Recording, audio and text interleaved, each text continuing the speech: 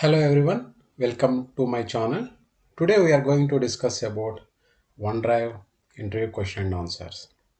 So if you are first time watching this video, please subscribe to my channel. Subscription is free of cost. So please support us to subscribe. Okay, so that we can do more videos on interview and training on SharePoint and learning new things on Microsoft 365. So let's start our video.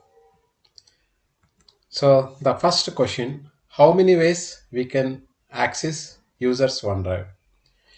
So in most of the scenarios, if we need to provide access to anyone other's OneDrive or leave our OneDrive, whoever left the organization, we need to access their OneDrive to provide access to the other people based on the request or based on the conversation, email conversation. So how many ways we can access other users OneDrive? So as a SharePoint support person, we can access three ways: from admin center, from SharePoint user profile, and using PowerShell. So in maybe in later videos, I will show you a lab demo, how to access all those things, how we can do it in a perfect example. Okay, we'll go to the next question.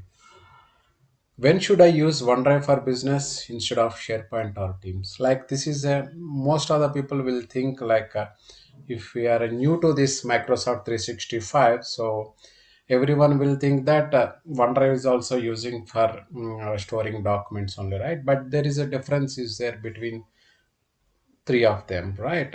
So mostly we are concentrating on OneDrive. So just I want to explain the unique things. What is the main use of OneDrive? So all are like a cloud-based software. So we can say in simple term, OneDrive is your own personal site. We can storage office documents, images which you don't want to share with your organization or team members. Like if you use a SharePoint, like you will upload any document in SharePoint, like whoever having team member access or other members, whoever having access as site collection administrator, full control, everyone can see those documents. Maybe the document might be confidential.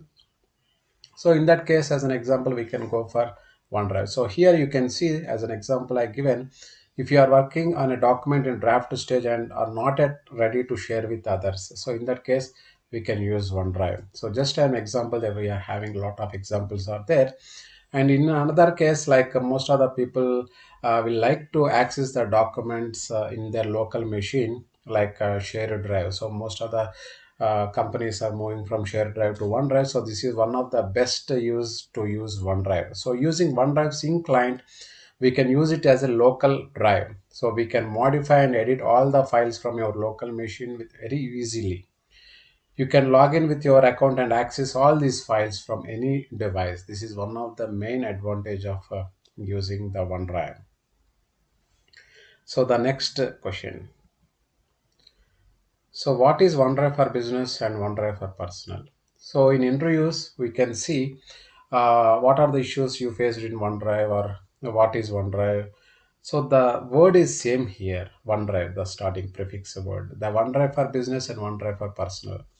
Okay, so we'll see what is the main difference. So here the both represents the same name, OneDrive, right? So when we discuss about OneDrive for personal, it is used to sync and store your personal files, share it with family or friends or colleagues.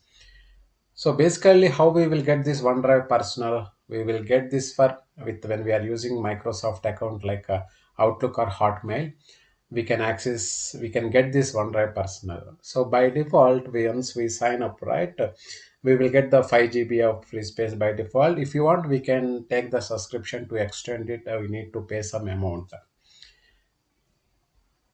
So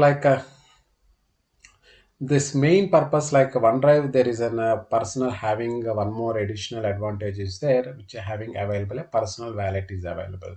The personal wallet which we can store some important documents like some confidential document, because that is available with two set of verification.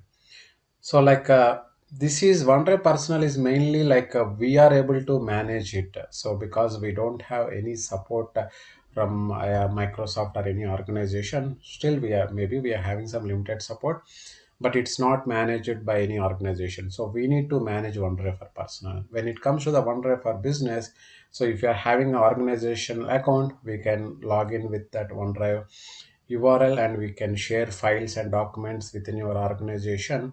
And also even we can share with external users also if the policy is enabled for sharing external users. The OneDrive for business is managed by your organization. So it is having a 1 TB, like based on most of the subscriptions, we will get a 1 TB of free space. So if you want, like it will extend, we can extend up to 5 TB. And even as per the Microsoft articles, even if 5 TB also crossed, also we can reach out Microsoft. They may provide some SharePoint site, I feel, as per my understanding. So that is for 25 TB. So the OneDrive for business will provide the more security based on the licenses. We will get like reporting and auditing options are available in OneDrive for business. I hope at least we can understand what is the difference between OneDrive for personal and OneDrive for business. Okay, so the next question, like this is the most common question in most of the interviews, different type of sync issues. So we will get sync issues like mainly when the storage is full, because once the storage is full, we cannot modify the content, right? So the storage is full. If you are uploading more number of document, the storage will full. If you reduce the size of the OneDrive, example, if you are user having 100 GB of data, but if you change it to 50 GB, automatically the OneDrive will goes to the read only. At that time also we cannot edit any modify, so that the documents won't sync to OneDrive. So there is a file length limitation is there. So if we cross that limitation also, we cannot sync the files to the OneDrive. So we need to shorten those names based on the error message. And also OneDrive was not allowing some special characters like greater than, less than, question mark, some symbols won't allow. So if we are having any such symbols in OneDrive also, we cannot save and we cannot sync those documents to the OneDrive. So there are a lot of issues. So sometimes there is no issue at all. Everything, the OneDrive name itself looks fine, the file name. So what we do in this case, so we need to cut and paste it to the different folder, and we need to see whether it is syncing or not. Sometimes that will sync like that. Sometimes like we can cut and paste outside of the OneDrive, and again we can rename it to different name, copy and paste it. That will sync. So if nothing is working, maybe we can try it out, reset our OneDrive, or if nothing is working, if you tried all the most of the possibilities, so the last option we can try with uninstalling and installing the OneDrive. Okay. So the next question, how to remove special characters in OneDrive file names. So we might get this type of questions, like I heard from a couple of people this type of question, in OneDrive we are having different files are there. So those files names having some special character, it could be underscore or anything. So they want to replace with a different like a different symbol, or they need to remove that special character and replace with some empty space like that. So in that case, like if we know one or two documents means we can modify it easily. But if it is like 100 plus or 1000 plus means it's very difficult to modify, right? So in that case, we will go for PowerShell. That is the best. So in any interview, like whether it is a SharePoint or OneDrive or whatever the interview it is, so prepare some comments related to the PowerShell. So this is most important. Okay. So how to recover deleted files from OneDrive? So basically, if you delete any files from OneDrive, it will store in the recycle bin. So by default, it will be 93 days. So make sure that we are verifying. If user will tell that okay, one of my file is not available in OneDrive.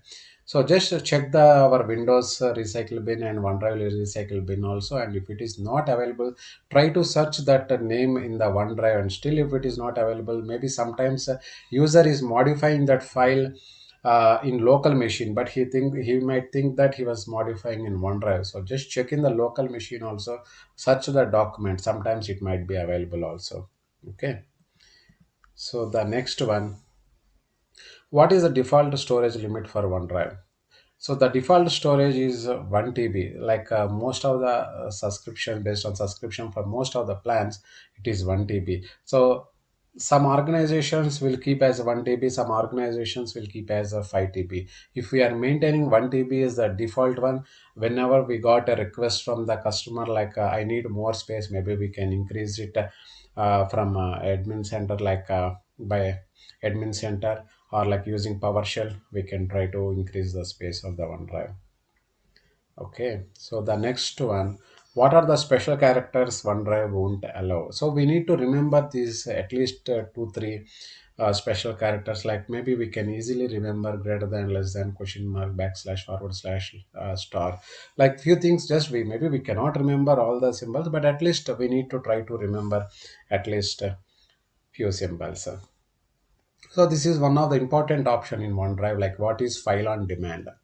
So when we enable the file on demand, it helps to access OneDrive without using your storage on the device. So this is one of the best option in the OneDrive. So we can able to see these three icons. So we need to understand when we are working on OneDrive related issues, or the interview point of time, they might ask what are the different icons it will show. So we need to check all these options and what is the use of each and every icon and symbol, why it was showing like that, so that we can get some knowledge on OneDrive. So here the another question, like how to get OneDrive usage for all users. So we might get a requirement from customer or some service owner, like I want to get the report of all people who are all in the organization OneDrive. So I need to get their storage, like how much storage they use and how much storage left for their OneDrive. So in that case, we have to use the best option to use is PowerShell script. So this is the one, so which will help to generate the all users inventory storage one in OneDrive. Okay. So these are the interview questions I prepared for this video. I took some time for preparing this.